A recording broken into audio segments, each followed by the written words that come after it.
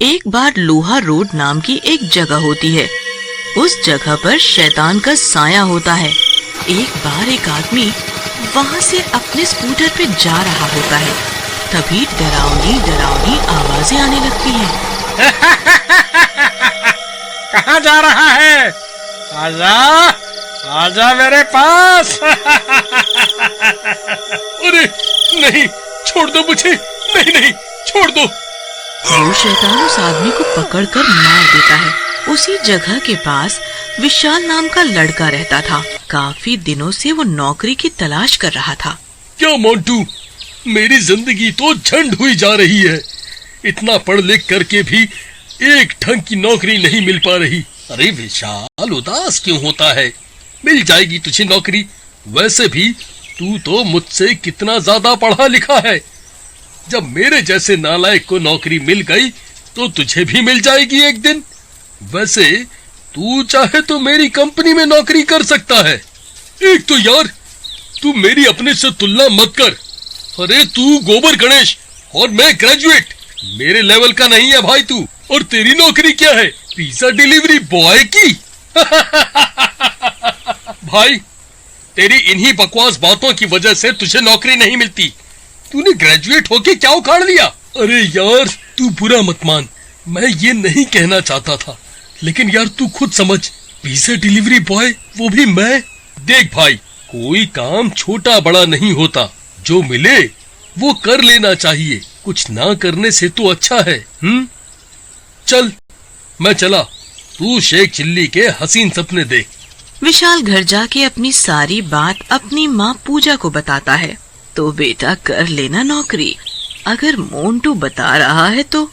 वैसे भी तू अपनी घर की हालत तो जानता ही है। ठीक है माँ, अगर तुम यही चाहती हो तो मैं ये नौकरी कर लेता हूँ। उसके अगले दिन विशाल मोंटू को इंटरव्यू के लिए अपनी कंपनी में ले जाता है। तो विशाल, कितना पढ़े लिखे हो आप? जी, आपको मुझसे पिज्जा डिलीवरी करवाना है या अकाउंट चेक करवाना है? Good sense of humour. वैसे आप कितनी सैलरी लोगे? जी, 1 लाख रुपए प्लस में एक गाड़ी। विशाल, ये क्या मजाक है? तुम्हें नौकरी करनी है या नहीं? जी, मैं तो नौकरी के लिए ही आया था। आपने ही मजाक शुरू कर दिया सर। आपको तो पता है डिलीवरी बॉय की कितनी सैलरी है, फिर भी आप मैनेजर पोस्ट के प्रश्न पूछ रहे हैं। रख लीजिए सर, अभी नया है ना, सीख जाएगा थोड़े दिन में। ठीक है मोंटू, तुम कहते हो तो मैं रख लेता हूँ। थोड़ा समझाओ इसे, कैसे बात की जाती है। विशाल, ये लोहा रोड की एक डिलीवरी है, अर्जेंट प्लीज कर दो। अरे सर, इतनी रात को वहाँ जाना खतरे से खाली नहीं है। सुना है रात को भूत प्रेत होते हैं उस एरिया में। क्या मोंटू, भूत प्रेत कुछ नहीं होते। अरे सर, आप एड्रेस दो, मैं जाता हूँ अभी। उसके बाद विशाल चला जाता है। अरे क्या खूबसूरत जगह है, इतनी शांति है यहाँ। ये मोंटू तो फालतू में ही डरता है। अरे वाह, क्या खूबसूरत लड़की है यार। ये मेरी गर्लफ्रेंड बन जाए तो मजा आ जाए। जी, मेरा नाम मोना है। क्या आप मुझे लिफ्ट दे दोगे आगे तक? जी जी जरूर। आप जैसी खूबसूरत लड़की को नहीं छोड़ूंगा तो किसको छोड़ूंगा? अरे लेकिन आप तो पिज्जा डिलीवरी करने जा रहे हैं, आपको दिक्कत होगी। आधे घंटे में देना होता है ना आप लोगों को डिलीवरी। अरे नहीं मोना जी, आपको पहले लिफ्ट दूंगा। वैसे भी जिस पेटू को खाना होगा ठंडा खा लेगा। इसके बाद विशाल मोना को स्कूटर पर बिठा लेता है और वहाँ से चल पड़ता है। थोड़ी दूर आने पर उसका स्कूटर झटके मारकर रुक जाता है। अरे ये क्या हो गया? ये स्कूटर आगे क्यों नहीं बढ़ रहा है? लेकिन जैसे ही विशाल स्कूटर से उतरता है, उसके होश उड़ जाते हैं। मोना के पांव उल्टे होते हैं और शैतान अपने असली रूप में आ जाता है। क्या हुआ विशाल, दिल वाले विशाल? डर गए मेरे पैरों को देखकर? अब मेरा ये रूप देखो। भागो रे, ये तो भाई जान पे बनाई और लड़की पे टशन मार। भाग बेटा विशाल, भाग। अरे ये क्या कर रहा है दुष्ट? बाहर निकल मेरे शरीर से। पिज्जा मास्टर, आज तो मैं तेरे शरीर में ही रहूंगा और तेरे शरीर की मदद से शिकार करूंगा। इसके बाद विशाल वापस अपने ऑफिस आता है, लेकिन वो बदल जाता है। वो किसी से बात नहीं करता और चुपचाप अपनी कुर्सी पर बैठ जाता है। क्यों? और चले विशाल, लगता है मजा आ गया लोहा रोड की डिलीवरी में, क्यों? बहुत बोलता था इंटरव्यू में। हैवान अपने असली रूप में आ जाता है।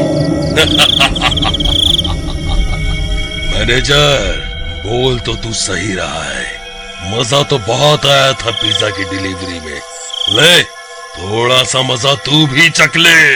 ऐसा कहकर विशाल एक पिज्जा का टुकड़ा, जो कि खून से सना होता है, मैनेजर के मुंह में डाल देता है और मैनेजर मर जाता है।